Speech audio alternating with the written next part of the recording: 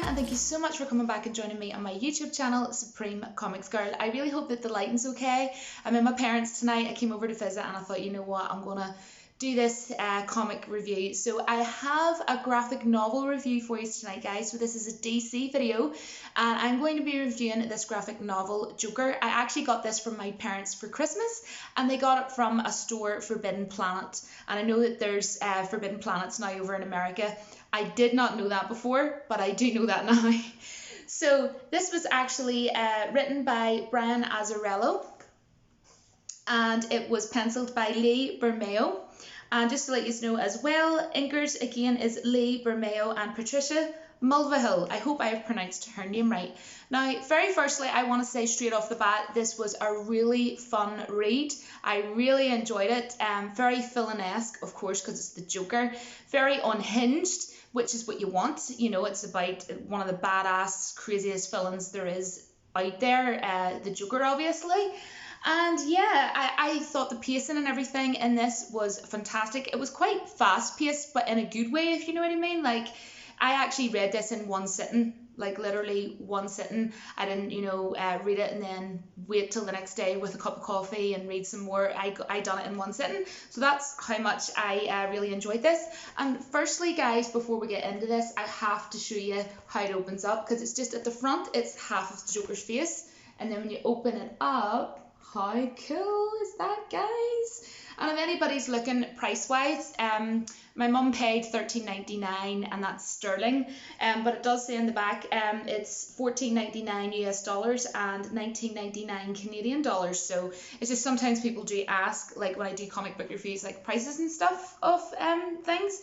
Now, what I will say is, see on the first page, right? I'm just going to show you, and I will bring artwork up on my phone as well. I'll take pictures and stuff, because I can appreciate it doesn't come up as well, you know, when I'm showing you like this.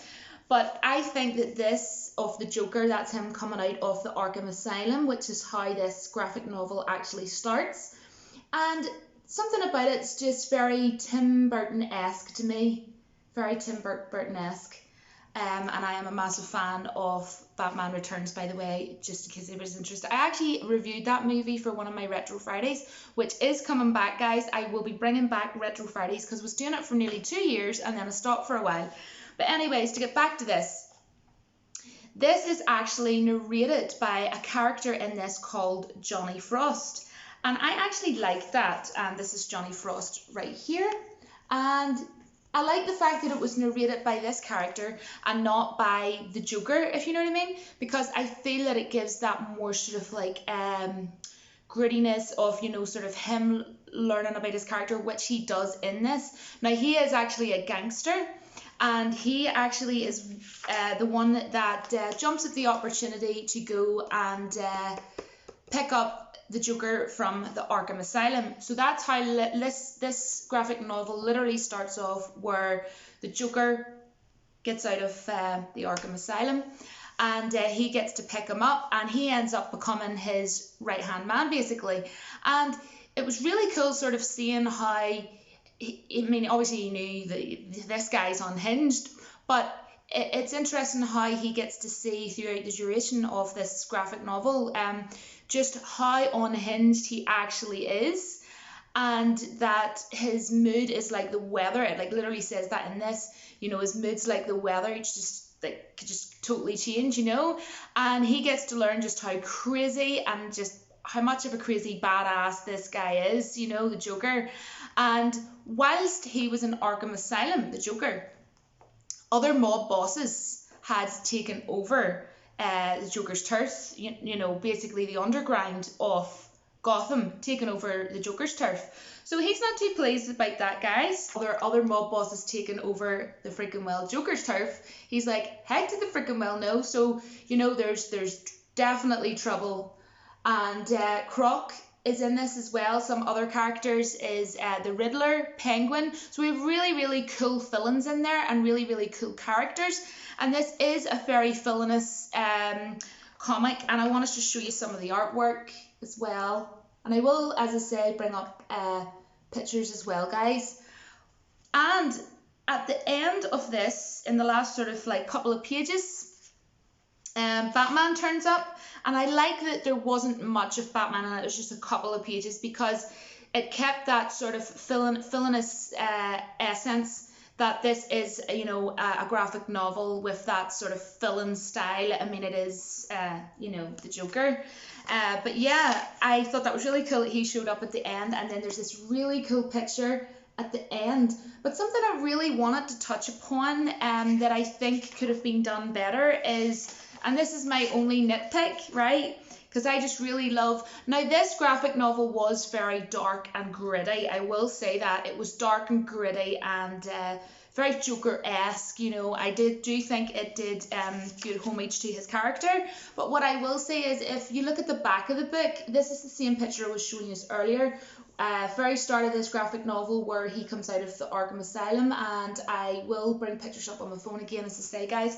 But I kind of feel, now this is only my personal opinion, you see, I love dark and gritty. That's probably why I love the movie The Crow, which I also have reviewed on one of my Retro Fridays. This seems more like a Retro Friday promotional video, guys, at this point, but no, I love the grittiness of the black and white, and I just kind of feel they could have did this whole graphic novel in black and white, and I think I would have loved that even more. But that's only me saying that because of the tone and the feel of the story, and how it was told by the character Johnny Frost, the gangster. I kind of feel like, and as well with all the villains in there as well, like we had the Riddler, we had Croc, and then we even had there was a joke, actually I forgot to mention, guys. Joker was, you know, sort of joking about with Croc, and he said, oh, it's always great to see you, and Croc's like, oh, why is that? And he's like, because you make me feel handsome around you, or something, you know, in other words, like, oh, I'm better looking than you, Croc. So there is humour in there as well. Now, not a lot of humour, but there is, you know, a couple of jokes, little jokes in there. But I like the artwork. I didn't have any issues with the artwork, and as I say, the pacing was really, really good as well. Just showing you more of the artwork there as well. So yes, it is very colourful, and as much as I loved it and that I liked the colour as well, if I could have had the decision, I would have said, with the tone of it and the villains and everything in it, it's a villainous story, dark and gritty. I think they could have went even more dark and gritty, even though it already was dark and gritty. They could have delved in further, I think. That would be my only little nitpick about this. But I thoroughly enjoyed reading this. I could easily read this again. As I say, I read it in one sitting. It was fast paced, but in the good sense, if that makes, do you know what I mean, in a good way. But I would have preferred for this to have been in black and white. And I actually have the special edition of James O'Barr's The Crow graphic novel. It's like huge. But it was all black and white.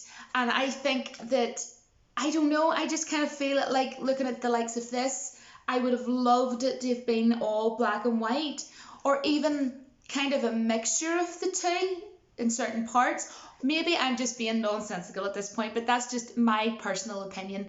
And we really did get to see just how unhinged Joker is. Obviously, we already know Joker is a crazy guy, and there's just nothing that he would not do, you know. If he wanted to set you on fire, he'd set you on fire. If he wanted to throw you out a window, he'd throw you out a window. And you definitely get that sort of vibe with this, you know, that he is a man not to be messed with. He's a villain not to be messed with.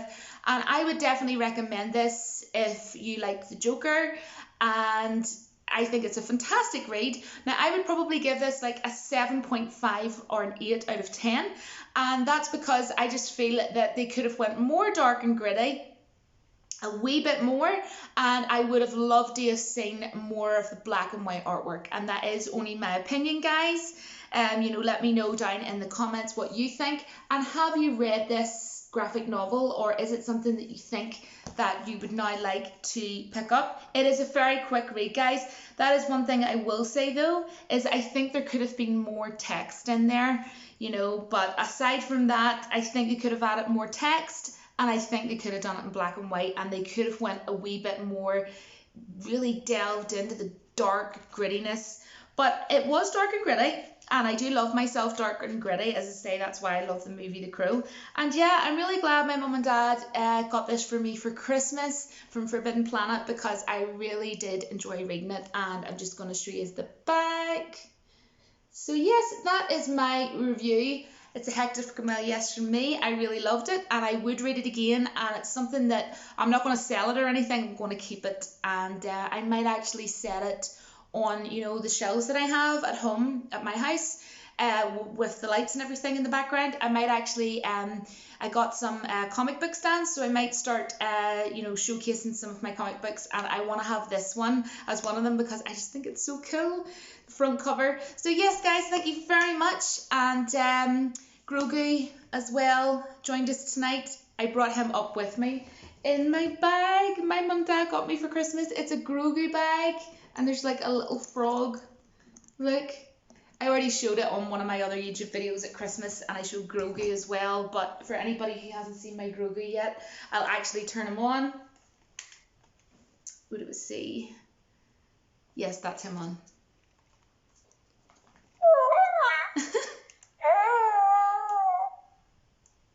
Do you want to say anything else, Grogu? He's not going to do the Force. Do the Force. Oh, he did the Force.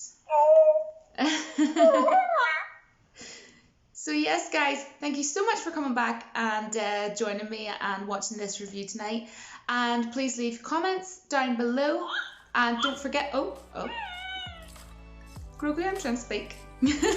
Don't forget tomorrow that I will be reviewing the next 2 episodes of WandaVision, so come back and join me for that. And thank you so much for watching guys, and from me and Grogu, we will see you all in the next one. Bye guys.